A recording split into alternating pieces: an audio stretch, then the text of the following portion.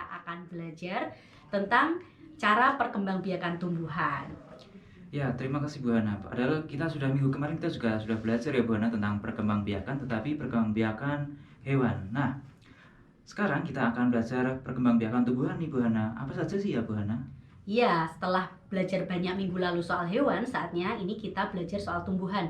Kenapa ya kita harus belajar materi ini, Pak Gita? Jadi begini Bu Hana, coba teman setia di rumah perhatikan. Dalam kehidupan sehari-hari, kita mengenal banyak tumbuhan. Di sini ada yang suka pisang? Bu Hana mungkin suka pisang. Saya tidak suka pisang, Pak. Stroberi? Oh, kalau stroberi suka. Kalau biasanya ini bunda di rumah gitu ya, pasti familiar dengan ini. Bawang merah, kemudian wortel dan bumbu masak lainnya. Dan itu akan menjadi sebuah masakan lezat tentunya ya. Kalau di sini Pak Gita itu sukanya sop gitu. Nah, teman setia juga pasti bertanya-tanya, meskipun terus-menerus menjadi konsumsi manusia, kok tetap ada ya tumbuhan tersebut? Nah, jenis-jenis tersebut tetap dapat lestari karena adanya perkembangbiakan. Bagaimana cara perkembangbiakan tumbuhan tersebut? Mari teman setia, kita belajar bersama-sama di sini. Oke, sebelumnya Bu Hana ingin mengingatkan nih teman setia bahwa berkembang biak adalah kemampuan makhluk hidup untuk menghasilkan individu baru yang sifatnya sama atau menyerupai induknya. Perkembangbiakan sendiri terdiri atas dua jenis, yakni perkembangbiakan generatif dan perkembangbiakan vegetatif. Secara singkatnya, perkembangbiakan generatif disebut juga perkembangbiakan secara kawin, sedangkan perkembangbiakan vegetatif disebut juga perkembangbiakan secara tak kawin. Dua jenis perkembangbiakan ini harus sudah dipahami, supaya nantinya saat belajar terkait perkembangbiakan, teman setia tidak akan kesulitan. Teman setia sudah paham kan? Apalagi kemarin perkembangbiakan hewan kita juga sudah menjabarkan ini ya. Iya, Cuma betul ini sekali, Bu Hana. kita belajarnya beda, meskipun sama sih Iya, sebenarnya. konsepnya tetap sama ya, perkembangbiakan makhluk hidup pada intinya gitu. Hanya kemarin kita berbicara tentang hewan, sekarang kita akan berbicara tentang tumbuhan. Kita akan belajar bersama. Oke, sekarang kita akan membahas perkembangbiakan generatif tumbuhan terlebih dahulu. Teman setia, perkembangbiakan generatif pada tumbuhan diawali dengan proses penyerbukan. Sepertinya perlu dijelaskan dulu nih Pak Gita, apa sih penyerbukan itu? Jadi begini Bu Hana, dan teman-teman setia yang ada di rumah, penyerbukan adalah peristiwa menempelnya serbuk sari di kepala putik. Nah, teman setia sudah tahu kan serbuk sari itu seperti apa, putik itu seperti apa? Oke, mungkin di bagian-bagian bunga Iya, sudah betul. belajar mana serbuk sari, mana kepala putih. Dan serbuk sari ini tentunya meskipun namanya sari seperti nama cewek gitu ya, padahal dia fungsinya sebagai jantan ya Iya, Pak betul ya. sekali, sebagai Jadi, alat kelamin jantan. Alat kelamin jantan, putih sebagai alat kelamin betina. Betina, betul. Oke, setelah itu apa yang terjadi Pak? Nah, setelah proses penyerbukan, akan terjadi proses pembuahan. Hasil dari pembuahan adalah terbentuknya sigot. Sigot kemudian berkembang menjadi embrio dan selanjutnya menjadi biji. Jika ditanam, biji akan tumbuh dan berkembang menjadi tumbuhan baru yang sama persis dengan induknya. Lalu, setiap tanaman apakah model penyerbukannya sama Pak? Nah, ini dia Bu Hana yang akan saya sampaikan. Teman setia, penyerbukan pada tumbuhan ini ada 4 macam loh berdasarkan asal serbuk sarinya. Yaitu yang pertama ada penyerbukan sendiri, kemudian ada penyerbukan tetangga, lalu ada penyerbukan silang, dan ada penyerbukan bastar. Yuk kita akan bahas bersama-sama di sini. Yang pertama adalah penyerbukan sendiri. Jadi penyerbukan sendiri itu prosesnya seperti ini anak-anak di rumah. Teman setia juga yang di sini mendengarkan, penyerbukan sendiri berarti sendiri satu ya, hanya sendiri. Serbuk sari jatuh di kepala putik pada bunga yang sama dan pada tumbuhan yang sama tentunya ya. Jadi itu penyerbukan sendiri, bunga yang sama, satu bunga kemudian satu tumbuhan. Kemudian yang kedua, penyerbukan tetangga. Namanya tetangga ya Bu Hana, berarti kan itu ada yang lain ya, bukan hanya sendiri ya. Kemudian serbuk sari jatuh di kepala putik pada bunga yang lain tetapi masih satu pohon. Nah, ini perlu Pak Guru sampaikan, sendirinya tadi ini walaupun sama-sama satu pohon ya, sendiri itu bunga sendiri, putik sendiri. Jadi ini satu bunga, betul-betul satu bunga. Kalau tetangga di satu pohon bisa saja beda bunga ya, begitu ya Bu Kan Hana ya. karena satu tumbuhan itu kan Ya, bunganya nggak hanya bunganya satu. betul. Misalnya kayak mawar gitu, bayangkan, teman setia membayangkan ada satu tumbuhan mawar dan di situ berbunga, misalkan bunganya kan nggak hanya satu, misalkan ada 5 ya Pak Gita. Iya, Nah kalau yang sendiri itu serbuk sari jatuh di putik bunga bunga itu sendiri, betul. tetapi kalau misalnya yang tadi tetangga, jadi serbuk sarinya itu jatuh ke putik bunga lain mungkin sebelahnya, Iya, karena tadi sebelahnya. bunganya 5 ya, Iya, jadi bunganya misalnya 5 bunga 1, sebelahnya. bunga 2, bunga 3, bunga 4, bunga 5. Jadi serbuk sari bunga 1 jatuh ke kepala putik bunga 2 Betul, misalkan, tapi iya. kan tetap satu Iya betul, satu pohon. Karena kan tapi hanya bunganya tetangga lain, gitu ya. tetangga. Kalau dalam kehidupan sehari-hari satu RT gitu ceritanya. Oke. Kemudian masih ada 2 lagi ya, Iya, tadi kan betul. sudah sendiri tetangga. Nah sekarang Bu Hana akan menjelaskan bagaimana kalau penyerbukan silang. Nah kalau penyerbukan silang ini, serbuk sari jatuh di kepala putik pada bunga lain dari tumbuhan sejenis tetapi beda pohon. Jadi misalkan di sebuah taman atau kalau enggak di pekarangan rumahnya Pak Gita ada 2 bunga mawar yang ada. ditanam, sama-sama mawar merah Iya, misalnya seperti sama-sama itu kan. mawar merah ada di rumah Nah, kebetulan ini. Kebetulan ada Kebetulan ya, ada benar. di Berarti rumah. saya ini penerawang yang cukup jenius gitu. Nah, jadi kalau tadi ulang ya, kalau sendiri kan tadi Pak Gita punya 2 pohon mawar merah. Kalau sendiri tadi serbuk sari jatuh ke kepala putik bunga itu sendiri. Betul. Kalau tetangga Satu serbuk pohon. sarinya jatuh di kepala putik bunga lain tapi masih satu pohon. Iya, betul. Nah, Masih ini satu kita pohon. bayangkan ada 2 pohon kan tadi, 2 pohon mawar merah ya. Nah, kalau silang ini serbuk sarinya jatuh di kepala putik bunga lain tapi pohon yang satunya. Iya, memudahkannya begini Bu Hana. Bu Hana menanam 2 mawar gitu di 2 pot yang berbeda ya. Jadi kan itu 2 tumbuhan nih, 2 pohon mawar. Jadi ketika sama-sama mawar merah ya. sama-sama mawar merah, bukan silang. Jadi dari pot yang warna putih, ini potnya misalnya putih dan hitam. Dari pot yang warna putih, kemudian serbuk sarinya jatuh di bunga mawar di pot yang warna hitam. Nah, gitu Bu itu Hana. kalau yang silang. Oke. Nah, kemudian ada satu lagi Pak Gita, yaitu penyerbukan bastar. Jadi teman setia, kalau penyerbukan bastar ini serbuk sari jatuh di kepala putik pada bunga yang berasal dari tumbuhan yang berbeda jenis. Jadi kalau ini misalkan tadi Pak Gita punya pot bunga mawar warna putih, mawar merah 2 kan tadi ya. Iya, betul. Terus potnya tapi beda, satunya Iya. warna putih, Satunya warna hitam. Ada tumbuhan lain lagi nih, misalnya potnya hijau. Boleh potnya hijau. Nah, Tapi kalau di rumah saya potnya hitam semua Bu. ini cuma permisalan ya. Nah, kemudian kalau bastar itu serbuk sarinya jatuh di kepala putik bunga lain pohon, jenisnya beda juga. Contohnya seperti apa ya Bu Hana?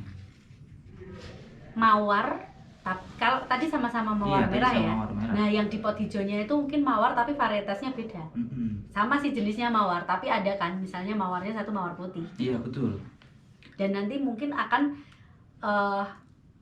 perkawinan itu nanti akan menghasilkan mawarnya jadi pink Ya, karena bisa. merah dan putih. Iya, betul Jadinya sekali Bu pink. Hana.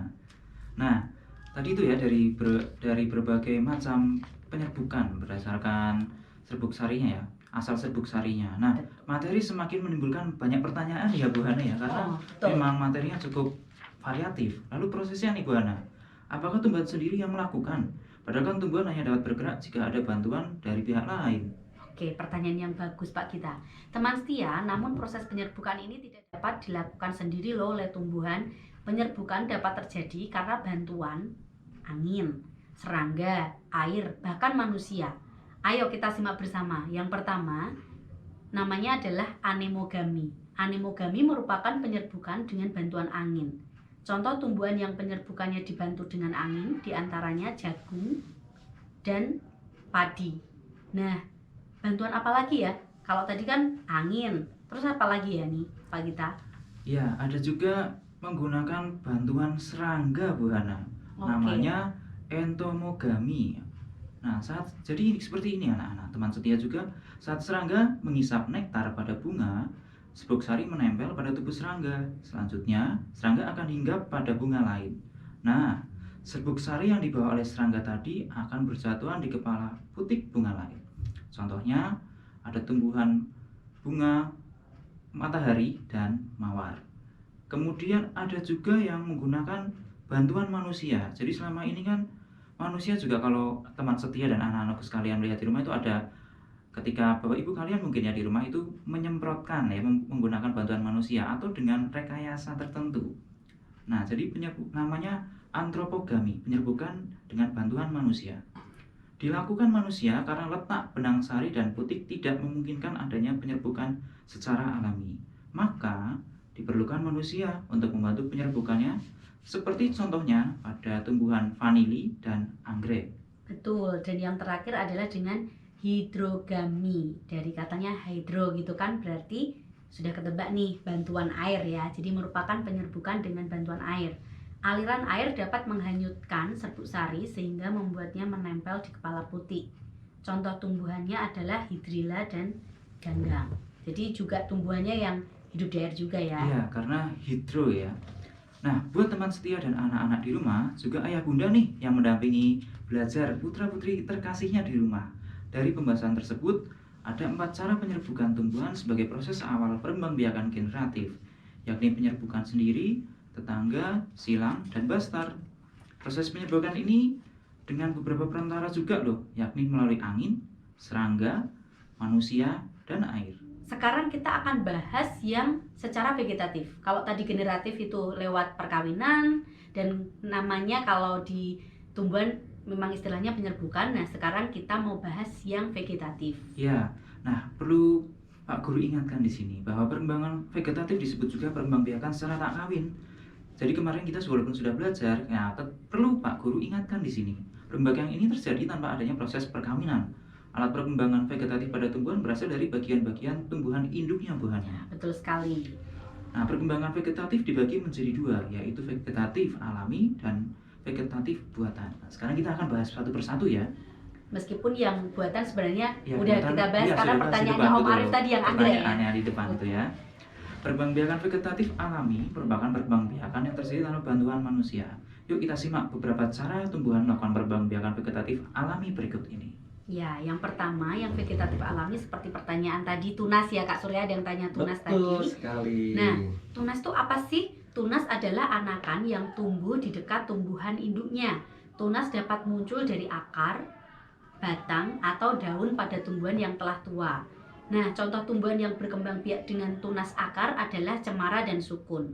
Pernah lihat pohon cemara kan ya? Iya, kalau kita lagi jalan-jalan ke pegunungan, Nah. pasti lihat pohon cemara. Ada lagunya juga ya. Ada lagunya.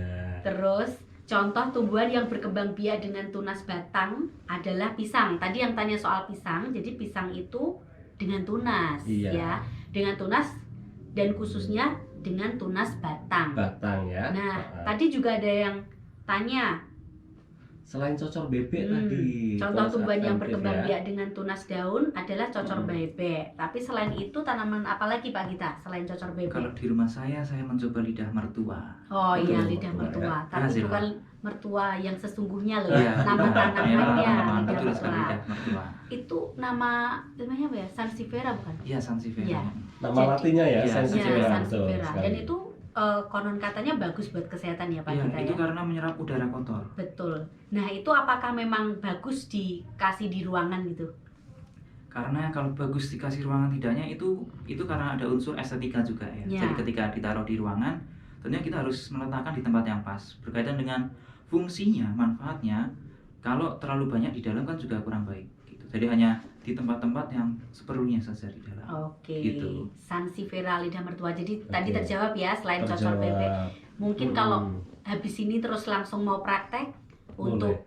mengembangbiakkan Sansevieria atau lidah mertua ini, jawabannya dengan tunas daun. Iya, juga Om Arif kalau mau praktek loh Om. Oh iya. Praktek biar Oke. berhasil ya. Kemudian tadi juga ada yang bertanya tentang tumbuhan paku. Nah, ini Betul, spora ya. perkembangbiakan vegetatif alaminya memang secara spora. Spora adalah inti sel yang berubah fungsi menjadi alat perkembangbiakan. Spora berbentuk seperti biji tetapi sangat halus. Nah, tumbuhan yang berkembang biak dengan spora adalah tumbuhan paku dan lumut. Oke. Begitu. Iya. Lanjut Pak Gita. Oke, siap Bu Hana. Yang ketiga adalah perkembangbiakan vegetatif alami ya, melalui akar tinggal atau rizom. Nah, biasanya ini rizom kalau di buku-buku tertentu itu ada tambahan A di belakangnya, rizoma. Ya, itu sama saja. Akar tinggal disebut juga rizom atau rimpang. Akar tinggal sebenarnya adalah batang yang tumbuh di dalam tanah. Pada beberapa tumbuhan, akar tinggal dapat menumbuhkan tunas. Jika ditanam, ruas-ruas akar tinggal akan tumbuh menjadi calon tumbuhan baru. Tumbuhan yang berkembang biak dengan akar tinggal diantaranya kunyit, temulawak, kencur, dan lengkuas. Kemudian ada juga perkembangbiakan vegetatif melalui geragih atau stolon. Geragih atau stolon adalah batang yang tumbuh menjalar di bawah atau di permukaan tanah. Jadi bisa jadi geragih tumbuh di permukaan tanah maupun di bawah tanah. Pada ruas-ruas batang terdapat akar yang akan tumbuh menjadi tunas baru. Nah, tunas baru ini kemudian tumbuh menjadi tumbuhan baru. Tumbuhan baru ini sudah memiliki akar-akar sendiri sehingga tidak tergantung lagi pada induknya. Geragih yang tumbuh di permukaan tanah terdapat pada tanaman stroberi dan geragih yang tumbuh di bawah tanah terdapat pada tumbuhan rumput tepi. Bukan lagunya Didi Kempot Iya, pastinya bukan. ya. Tentunya bukan. Oke, perkembangbiakan vegetatif alami yang lainnya adalah umbi. Nah, umbi ini juga bermacam-macam. Umbi merupakan bagian tumbuhan yang menggembung di dalam tanah. Bagian yang menggembung berisi cadangan makanan sebagai nutrisi bagi calon tumbuhan baru. Ada 3 jenis umbi Pak Kita. Yang pertama adalah umbi batang. Umbi batang merupakan batang yang tumbuh menggembung di dalam tanah. Pada bagian permukaan umbi batang terdapat mata tunas. Mata tunas ini akan tumbuh menjadi batang dan daun. Batang dan daun tersebut akan muncul di permukaan tanah. Tumbuhan yang berkembang biak dengan umbi batang adalah kentang dan ubi jala. Kemudian ada yang seperti saya katakan, yang praktek selalu sukses praktek adalah selalu sukses. umbi lapis. Betul. Umbi lapis merupakan bagian pelepah daun yang memiliki susunan berlapis-lapis. Umbi lapis terdiri atas daun yang tumbuh melapisi batang dan membengkak di dalam tanah. Pada bagian ketiak daun terdapat tunas. Tunas akan tumbuh membesar sehingga membentuk siung. Siung dapat tumbuh menjadi tumbuhan baru. Contoh tumbuhan yang berkembang biak dengan umbi lapis adalah bawang dan bunga bakung. Kemudian yang terakhir, umbi akar. Umbi akar merupakan akar yang membesar dan berisi cadangan makanan. Jika umbi akar ditanam dengan pangkal batang, tunas akan tumbuh dari pangkal batang. Tunas tersebut akan tumbuh menjadi tumbuhan baru. Wortel dan ketela pohon merupakan contoh perkembangbiakan tumbuhan dengan umbi akar. Nah, teman setia, ternyata ada banyak sekali manfaat yang diperoleh saat tumbuhan dapat diperkembangbiakan secara vegetatif alami. Di antaranya, yang pertama, tumbuhan akan lebih cepat menghasilkan buah. Kemudian yang kedua, tumbuhan dapat dikembangbiakan tanpa perlu menunggu berbuah. Yang ketiga, dapat menghasilkan tumbuhan baru yang identik dengan induknya. Yang keempat, dapat membiakkan tumbuhan yang tidak menghasilkan buah atau biji. Ya, buat teman setia, juga ayah bunda yang mendampingi belajar Ananda tercinta di rumah. Jadi, ada 5 cara perkembangbiakan tumbuhan melalui vegetatif alami, yakni tunas, spora, akar tinggal atau rizoma, geragi atau stolon, dan umbi. Yang terakhir kita akan bahas perkembangbiakan vegetatif buatan. Nah, ini juga tanpa melalui perkawinan, dan poin pentingnya adalah dengan bantuan manusia. Ya, betul sekali Bu Hana. Ini langsung saja Pak, kita akan sampaikan. Yang pertama adalah steak, bukan steak makan daging itu ya. Nah, itu enak banget sih. Nah, steak dilakukan dengan menanam bagian tumbuhan yang dipotong. Potongan tumbuhan yang ditanam dapat tumbuh menjadi tumbuhan baru. Bagian tanaman yang dapat dikembangbiakan dengan steak adalah daun dan batang. Contohnya, seperti untuk steak batang ada ketela pohon, mawar, dan bambu. Tapi ini bambu jenis tertentu ya anak-anak, karena sebagian besar bambu adalah pakai tunas. Sedangkan contoh tumbuhan dengan stek daun adalah cocor bebek dan begonia. Kemudian ada juga perkembangbiakan melalui cangkok. Cangkok dilakukan dengan mengupas kulit batang, lalu menambahkan tanah pada batang agar akar dapat tumbuh. Kelebihan mencangkok ini adalah tumbuhan baru cepat besar dan berbuah. Contohnya ada cangkokan dari mangga, jeruk, jambu, dan rambutan. Perkembangbiakan vegetatif buatan lainnya adalah dengan cara mengenten. Mengenten dilakukan dengan menggabungkan 2 batang tanaman yang sejenis. Mengenten disebut juga dengan menyambung. Kira-kira apa ya kelebihan mengenten, teman setia? Nah, mengenten mempunyai kelebihan seperti cepat menghasilkan tumbuhan baru dan bermutu tinggi. Contoh tumbuhan yang dapat dienten yaitu kopi, mangga, dan durian. Dan yang keempat adalah perkembangbiakan vegetatif buatan dengan cara merunduk. Merunduk dilakukan dengan membengkokkan batang pada tanah dan menimbunnya. Awalnya batang dikerat terlebih dahulu agar akar dapat keluar. Selanjutnya batang dibengkokkan ke dalam tanah. Setelah tumbuh akar, batang dipotong dan ditanam menjadi tumbuhan baru. Tumbuhan yang dapat dikembangbiakan dengan cara merunduk antara lain apel, alamanda, dan anyelir. Nah, yang terakhir ini adalah perkembangbiakan vegetatif buatan melalui okulasi. Okulasi dilakukan dengan cara menempelkan mata tunas pada batang tumbuhan sejenis yang akan dijadikan induk. Okulasi disebut juga dengan menempel. Nah, bagi teman setia di rumah, ayah bunda dan anak-anakku sekalian yang mendampingi belajar Ananda tentunya ya Bapak Ibu di rumah. Jadi ada 5 cara perkembangbiakan tumbuhan melalui vegetatif buatan, yaitu dengan stek, cangkok, mengenten,